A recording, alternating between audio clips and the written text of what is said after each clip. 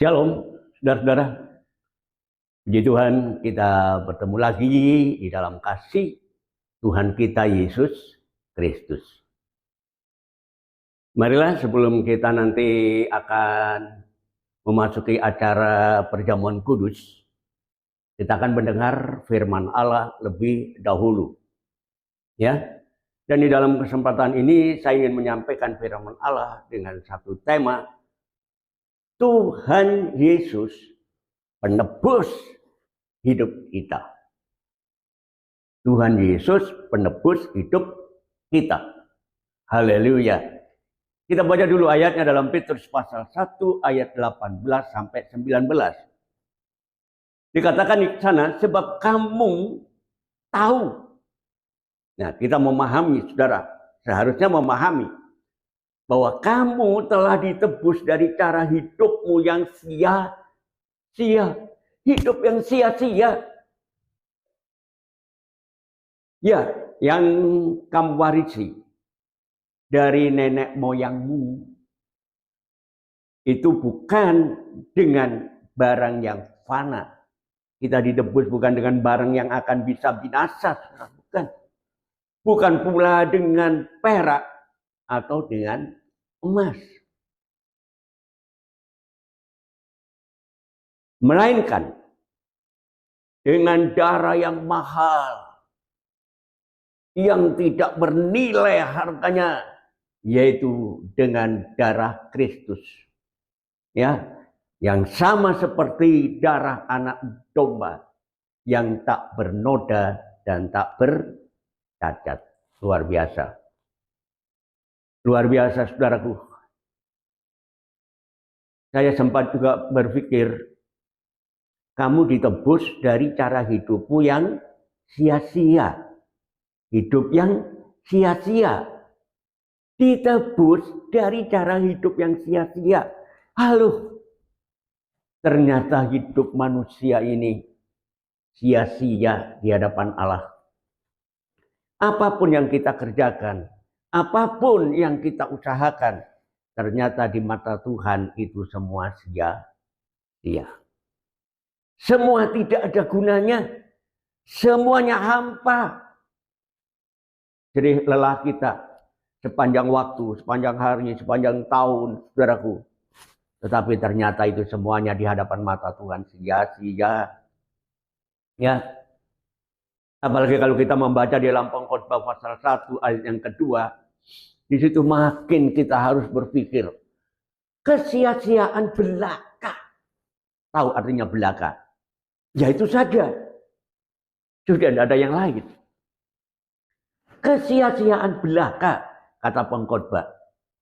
Kesia-siaan belaka, segala sesuatunya adalah sia-sia. Saudara, mari kita renungkan sejenak. Kita sebagai manusia telah berjuang begitu luar biasanya. Dari semenjak kita dilahirkan besar dan kemudian kita berjeri lelah sampai sekarang ini. Tidak pernah berhenti kita bersusah payah untuk mencukupi kebutuhan kita. Ya saudaraku, tetapi ternyata semua di hadapan Allah itu sia-sia. Tidak ada gunanya. Ya, kenapa? Semuanya nanti akan habis. Lenyap ketika kita mati. Saudara, manusia pasti mati kan? Saudara dan saya pasti mati. Mungkin juga bisa mencapai umur yang lanjut, tapi juga ada yang masih muda sudah mati. Sedangkan sebelum kematian itu tiba, kita sudah berjeri lelah untuk mendapatkan sesuatu. Ya, ternyata hidup ini menurut Alkitab, saudaraku ya, adalah sia-sia. Karena apapun yang dikerjakan, yang diusahakan oleh manusia, saudaraku, dan seberapa besar keberhasilan kita, sukses kita, yang sudah kita raih, yang sudah kita capai, baik itu mengenai kekayaan, ya, baik itu mengenai kepandaian kita, kemampuan kita berpikir, Alkitab katakan semuanya akan berakhir ketika nanti mati itu menjemput. Sedangkan manusia semua akan mati. Apa gunanya sekarang? Ya, saudaraku, semuanya akan tidak ada gunanya. Karena tidak mungkin kita akan bawa mati. Ya, sebenarnya Allah itu tidak pernah menciptakan kematian, saudaraku. Ketika manusia itu diciptakan menjadi manusia yang hidup, tetapi karena dosa menyebabkan kematian. Dan dikatakan sia-sia. Kenapa? Karena sesudah mati. Nggak cuma mati saja, saudara. Ya, nggak cuma mati. Sebab itu ada orang kemudian punya prinsip bahwa enaknya mati aja dah. Daripada hidup di dunia ini menderita. Daripada hidup susah, nanti penderitaan, kesusahan itu akan lenyap setelah mati. Tunggu dulu. Tidak. Karena setelah kematian, saudaraku, maka datang hukuman. Jadi jangan dipikir setelah mati itu nyaman, sudah. Semuanya selesai. Belum. Makanya dikatakan tadi sia-sia manusia itu hidup. Karena ketika manusia itu mati, maka setelah mati pun maka ada hukuman. Dalam Ibrani pasal 9 ayat 27 jelas dikatakan di sana. Dan sama seperti manusia sudah ditetapkan. Sudah nggak bisa dibantah ini. Untuk mati hanya satu kali saja. Dan sesudah itu dihakimi. Satu kali saja mati. Sesudah itu dihakimi. Masuk dalam penghukuman. Setelah dihakimi dilemparkan ke dalam api. Saudara bayangkan karena dosa. Ya. Kita tidak bisa membantah dalam hal ini, saudaraku ya. Dan celakanya ketika manusia itu berbuat dosa. Yang pertama itu. Dosa dan segala akibatnya itu diwariskan. Wah, tadi dikatakan hidup yang sia-sia yang ya kamu dapatkan dari warisan nenek moyang. Siapa itu? Adam dan Hawa. Celaka, saudaraku. Jadi dosa yang diperbuat oleh 1-2 orang, Adam dan Hawa, ujungnya terimbas kepada anak cucunya. Yang sekarang ini dosa dan hukumannya itu diwariskan kepada kita. Tidak ada yang bisa meluputkan diri, saudara. Siapa yang bisa meluputkan diri dari hukuman Allah? Nggak bisa. Ya, haleluya. Nah, di dalam Roma pasal 3 ayat yang ke-23, di situ dikatakan, karena semua orang tidak terkecuali. Semua orang telah berbuat dosa dan kemuliaan Allah tidak ada pada manusia. Semua orang telah berbuat dosa dan sudah kehilangan kemuliaan daripada Allah. Terus bagaimana sekarang? Apa gunanya, saudaraku? Kita berjeri lelah sampai sekarang. Dan apa gunanya kita hidup sekarang ini? Kalau pada ujungnya terjadi hanya sia-sia.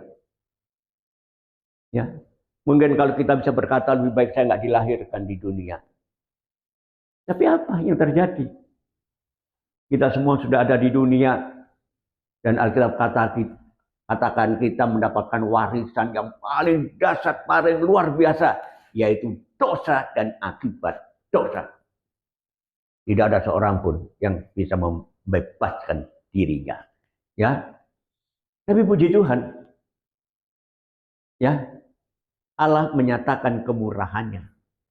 Jadi Roma pasal 3 ayat 23 itu tidak berhenti sampai di situ. Kita baca ayat selanjutnya nanti ya. Walaupun pada akhirnya manusia juga harus mati. Tetapi Allah melalui Tuhan kita Yesus Kristus telah memberikan kebebasan. Wah, luar biasa. Terima kasih Tuhan. Ya, membebaskan kita dari cara hidup yang sia-sia.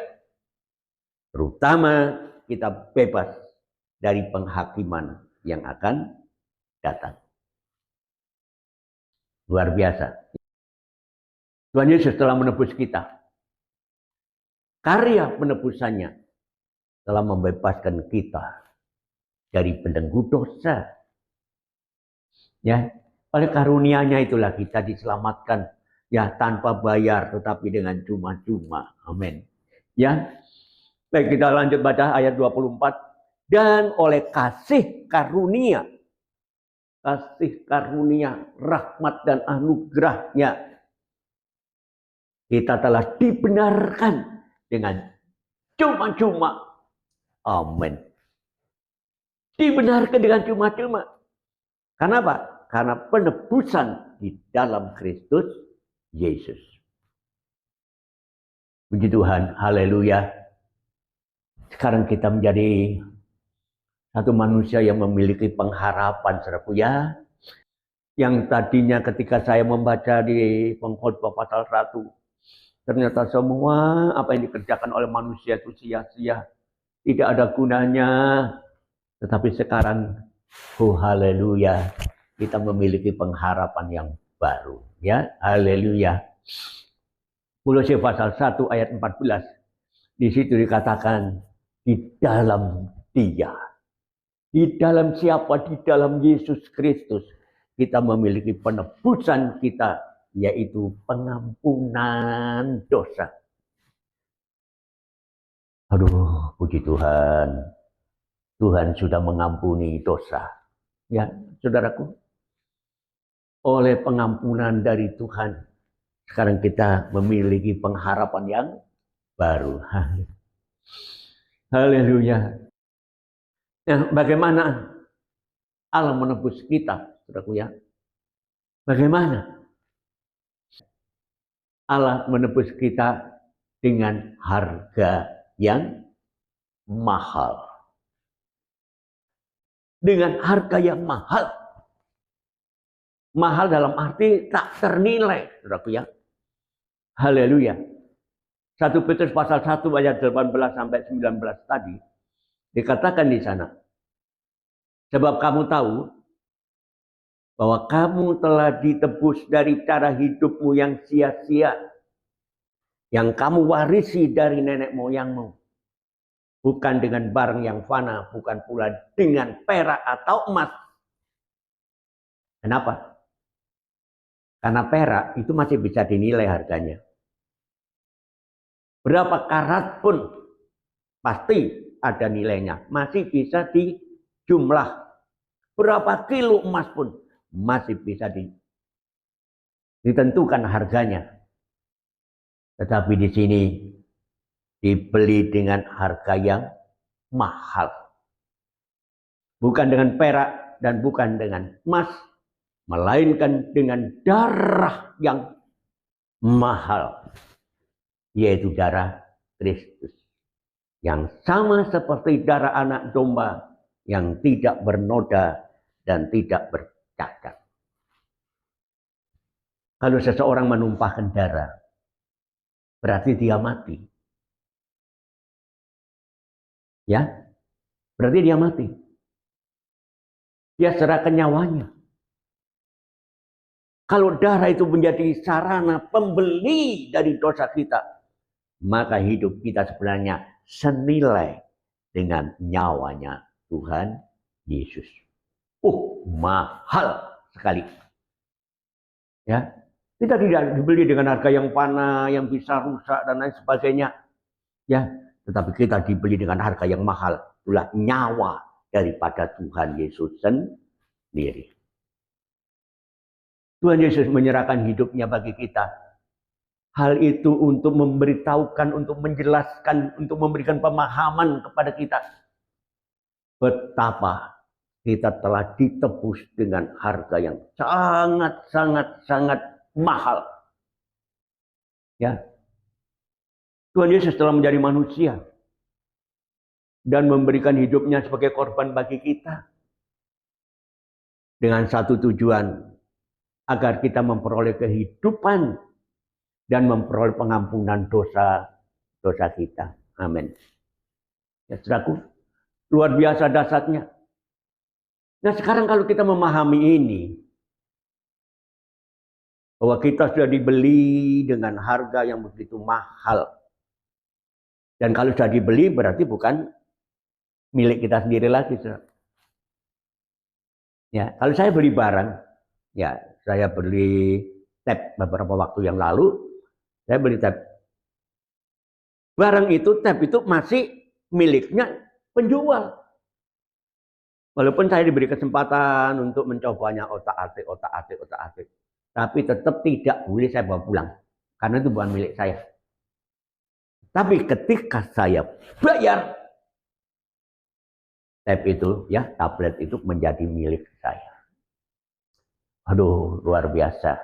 Ketika Tuhan sudah bayar dengan harga yang lunas, dengan harga yang mahal, kita bukan milik kita sendiri lagi, tapi kita adalah miliknya Allah. Amin. Amin. Nah, sekarang bagaimana respon kita, saudaraku ya? Bagaimana menghadapi atau menanggapi kemurahan Tuhan yang sangat luar biasa ini? Bagaimana respon kita terhadap kasih Allah yang begitu besar? Ya, apa yang harus kita kerjakan? Nah, pertama, kalau kita menyadari bahwa hidup kita sudah terbeli dan kita bukan milik kita lagi, maka yang pertama adalah muliakanlah Tuhan.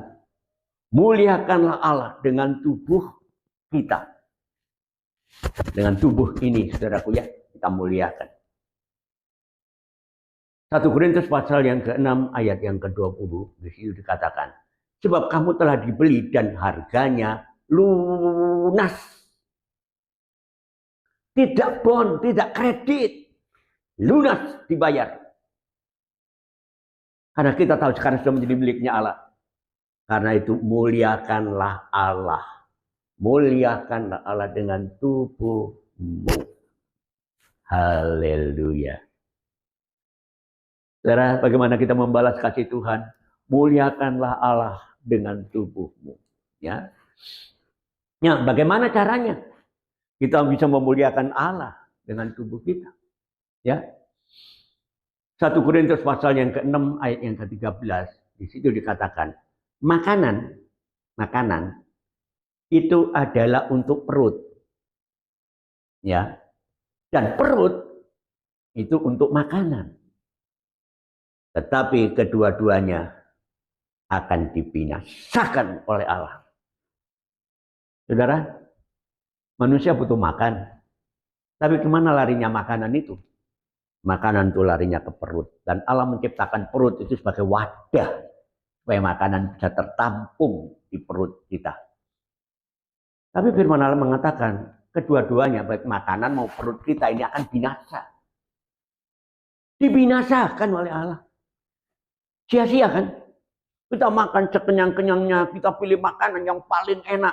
Masuk ke dalam perut, tetapi pada akhirnya, mengenaskan.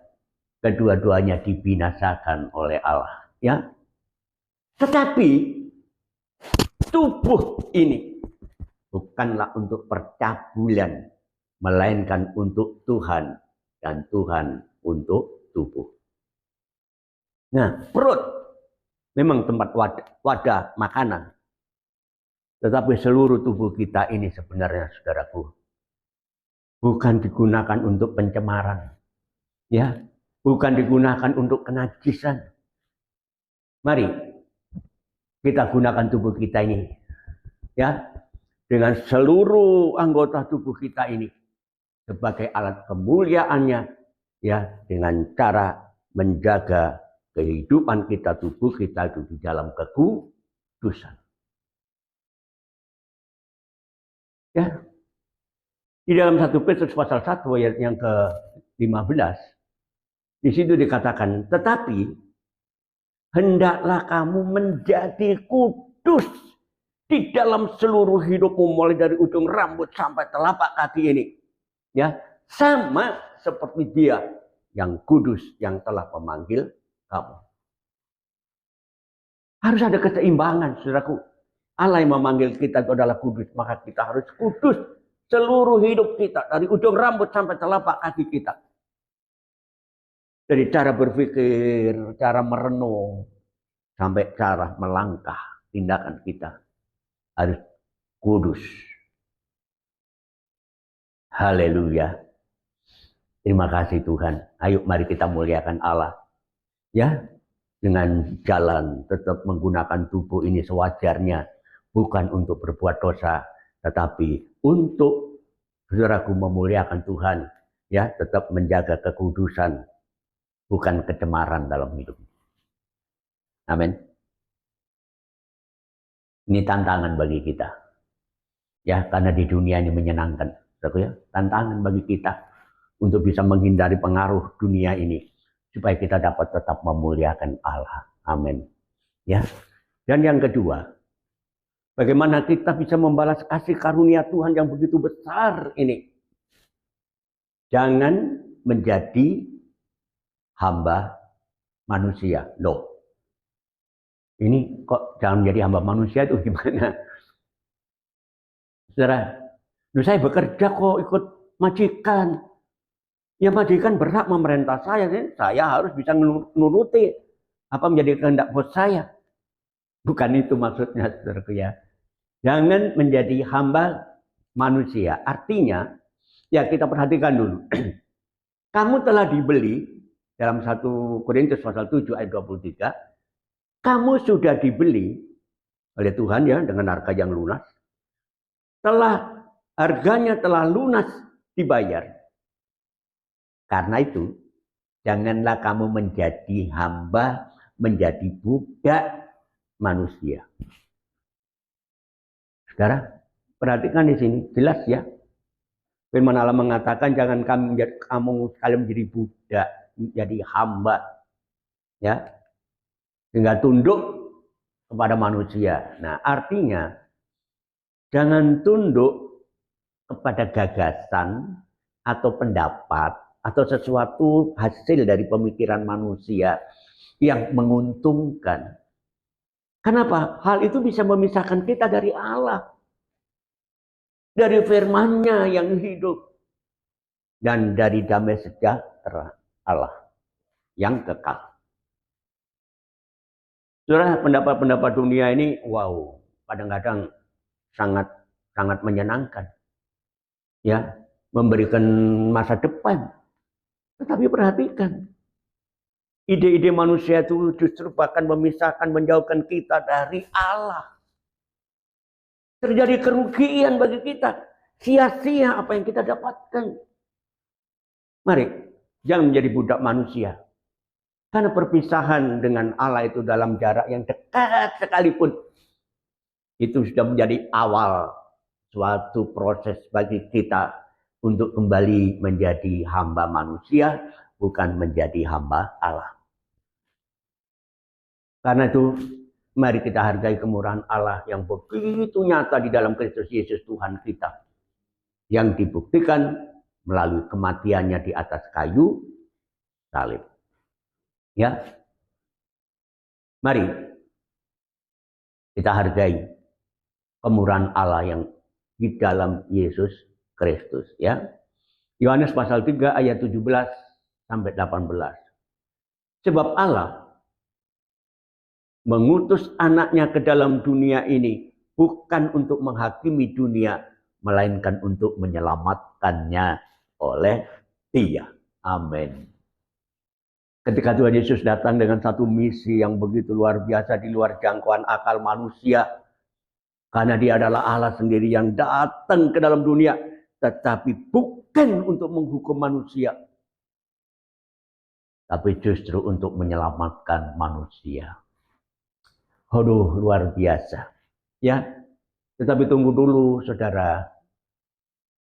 Siapa yang diselamatkan? Siapa yang bisa menikmati kasih kemurahannya?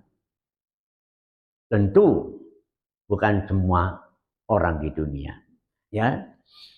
Ayat selanjutnya mengatakan barang siapa yang percaya kepadanya. Nah, ketemulah jawabannya. Siapa yang bisa menikmati kemurahan Allah?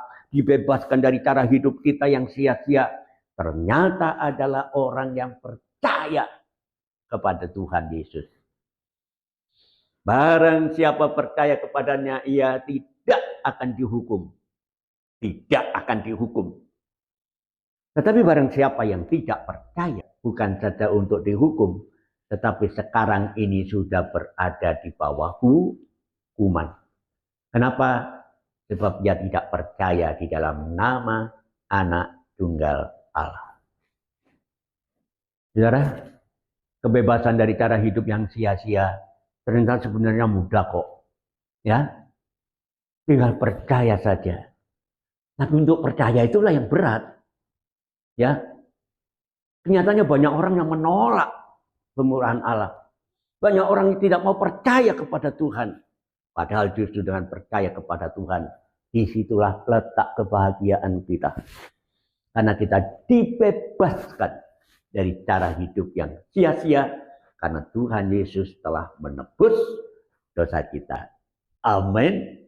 Amin. Haleluya. Tuhan memberkati kita semua. Amin. Amin.